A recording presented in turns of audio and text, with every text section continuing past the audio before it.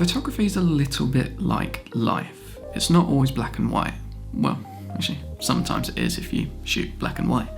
But there seems to be a lot of rules and blanket statements that a lot of photographers just seem to accept. You know, a lot of myths that we hear and just go, yeah, that's part of being a photographer, I guess. But it shouldn't really be like that. So today's video, I'm going to talk about some of those myths and, you know, sort of debunk them a little bit and share my thoughts about these sort of rules when it comes to photography.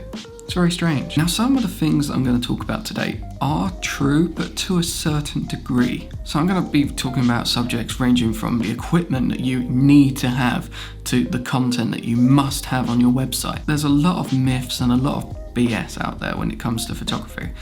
Misconceptions, let's say that, misconceptions. Now, the first misconception is that being a photographer is so easy, and it's really not. Taking a picture, yes, is pretty easy, but being a photographer is not. Anybody can press the shutter button. It's so easy on your phone. You could hold down the shutter button and take about 30 photos, but actually capturing a compelling image, you know, that tells a story, that has a narrative, that makes somebody feel something, that's not always very easy. The complexity of taking a picture is something that maybe only photographers really sort of truly understand and pick up, but to maybe someone who's not, you know, a actual photographer, it usually goes a little bit unnoticed to the untrained eye. And don't even get me started about how difficult it is to start a photography business. If you want me to go into that, there's a video up there. But it seems everybody thinks that being a photographer means you take a few pictures on the weekend, do a little bit of editing, and then you send them on their way to the client. But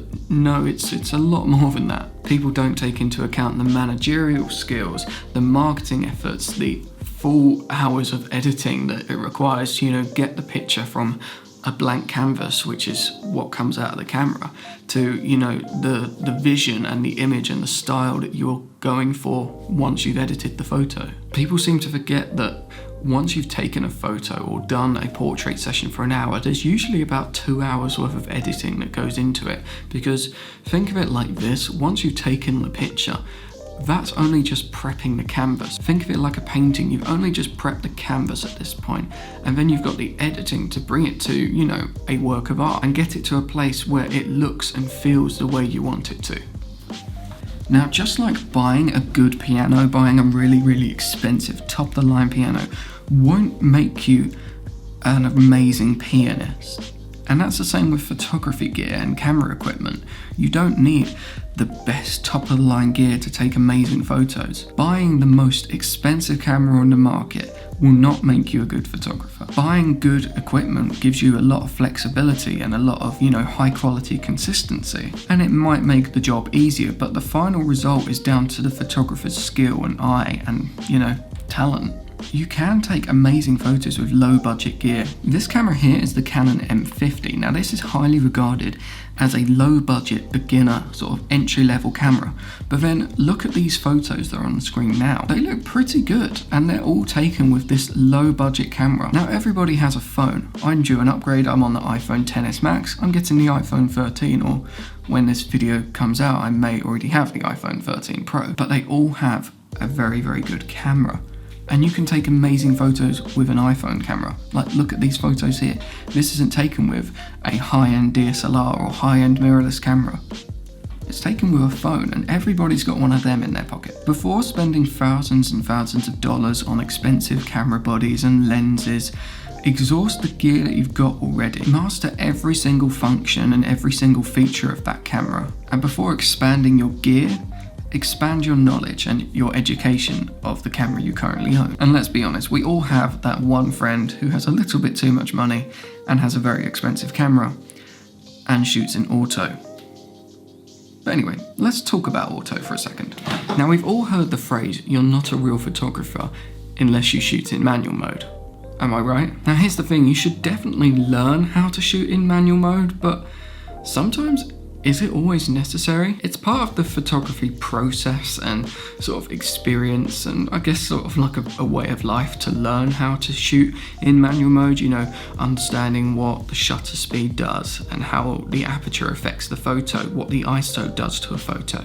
It's part of what is, I guess, being a professional photographer. But it doesn't always mean you should glue your camera dial to that function all the time. Every scene and scenario comes with a specific set of requirements, and sometimes that requires quick responses. And the computer processing inside cameras these days, well, at least modern day cameras like mirrorless cameras, are always gonna be really, really fast and reliable. And sometimes there'll be times when you just flick it in auto and the camera will do a very, very good job. And by auto, I don't just mean the auto mode, I mean shutter priority or aperture priority. Sometimes if I'm shooting events, I will shoot in shutter priority or aperture priority just because it makes getting from A to B a lot easier for myself. But always keep in the back of your mind, the best mode should always fit the current situation that you're in. Now, this next sort of misconception and myth probably annoys me the most, and it's don't put your subject in the middle of the frame. Like,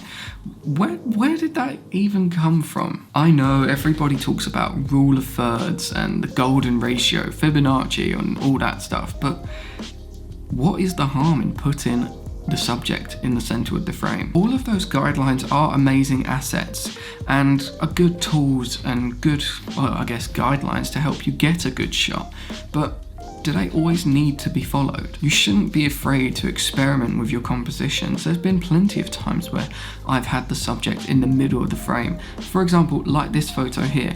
This is one of my favorite portraits that I've ever taken, even though it's not an actual portrait, it's shot landscape. But as you can see, the subject is in the middle of the frame, and what's the harm in that? I think that photo would look so much better with the subject in the middle of the frame rather than to the left or to the right, you know, using that rule of thirds. Yes, patterns and symmetry, you know, it's very eye-catching, but don't be afraid to experiment and, you know, push the boundaries, push the guidelines to what you think is a great portrait, what you think is a great shot, and don't be afraid to put the subject in the middle of the frame. I mean, I'm relatively in the middle of the frame right now. Now, this next one annoys me a lot too, and it's you should always shoot with a tripod. Now, I'm gonna be honest with you. I don't think I've ever taken a tripod to a portrait session, like ever. Even to weddings, I never bring a tripod. I don't like being fixed. I like roaming around.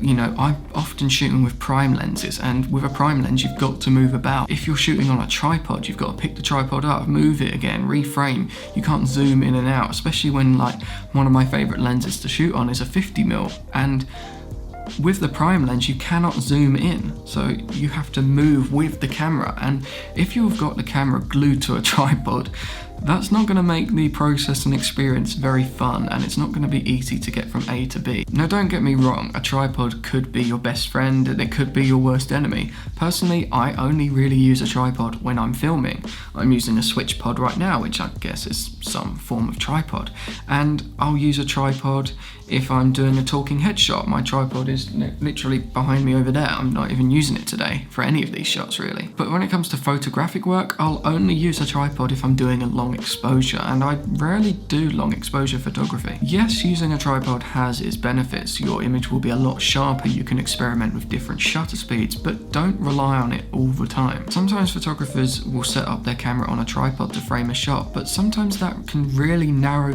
their possibilities and all different compositions by using a tripod. Don't be afraid to go off and roam and go handheld with your camera.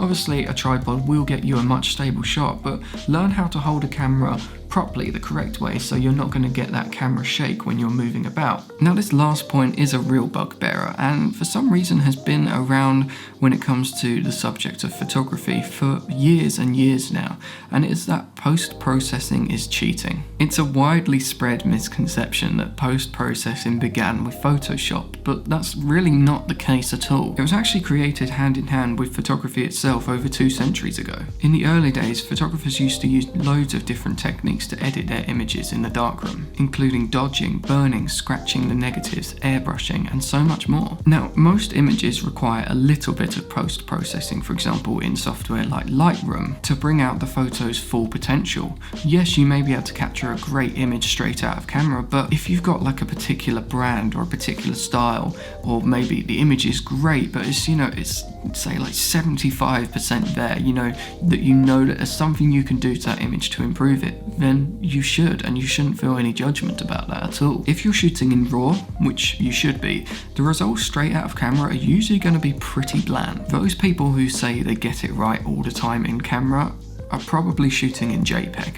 Now, if you want to shoot in JPEG, that's fine, but you probably won't be able to manipulate the image you would be able to do if you are shooting in RAW. Now, shooting in JPEG, to break it down, basically means the image is already processed and there's going to be a lot less information in the image once you've taken it out of the camera. Now, if you're shooting in RAW, which you should be, when you take that image out of the camera, you're going to get a file which is going to maintain and keep a lot of that information so you can manipulate it more. Post-processing is part of the digital photographic process, just like the darkroom was back in the early days when photography was first sort of a thing. But just make sure you don't overdo it. Don't go too heavy on the clarity, don't over sharpen, don't slide the contrast all the way up or down, Make subtle changes is what I usually do when it comes to my photos. When I do before and afters, it's very much, a highlight boost or a shadow lift or a slight little color grade, but I don't go overboard when it comes to editing my photos because it separates the photo from reality. Which is why when I'm filming videos, I pretty much all the time always film in the standard picture profile mode because it seems and feels the most realistic, and there's not another filter in the way between me talking and the video and the audience watching. You want to keep it as realistic and raw as possible. So I hope you enjoyed watching this video and my opinions on these common photography myths. If you think there's like a myth or a misconception that I've missed in this video, let me know, because maybe I'll make a follow-up to this video. Because I still think there may be a few out there that I might not have touched on, but let me know in the comments below. Don't forget to like, share, comment and subscribe, and I'll see you in the next video right over there.